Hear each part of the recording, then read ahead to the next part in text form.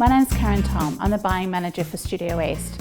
And today we're going to take you through how to measure yourself to ensure you get the perfect fit when buying from the Studio East brand. Also to show you how the Studio East sizing compares to the Katie sizing.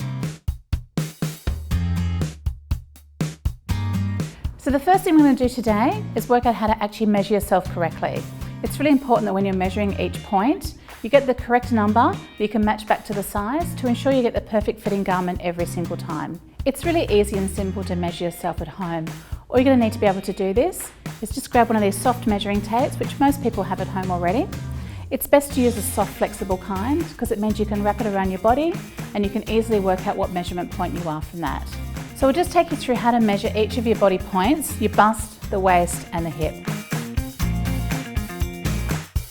Penny's got her soft tape measure here. She's going to put it around her biggest part of her bust over bust point. So that's the largest part that you can see there. Make sure there's a little bit of wiggle room in there and then just record the measurement that it's showing on the tape measure. Next up, you need to measure your waist. Now you'll find that you have a natural waistline. Put the tape measure around there, make it relatively firm, and then just record the measurement that it's showing you on the tape measure. The final measurement is your hip measurement. This measurement's really important because it can be quite different on different body shapes. If you're pear-shaped, for example, it might be lower down. If you're an oval shape with a smaller hip, it might be a little bit higher up. You just need to find the widest part to measure. So wrap the tape measure around your body, give again a little bit of wiggle room in there, and then record the number that it shows on the tape measure. So now you've got your three measurement points, your bust, your waist and your hip. Take those measurements, check it against the sizing chart and see what your measurement is as opposed to what the garment size is. And you'll be able to work out what size suits you best. So what do you do if your three measurement points aren't all exactly within one size? That's totally okay and quite normal for most customers. So if, for example, your bust measurement fits you into a size 14, you're probably best to order the size 14. If your hips measure into a size 16, choose the size 16 size. And this way you ensure you always get a perfect fit.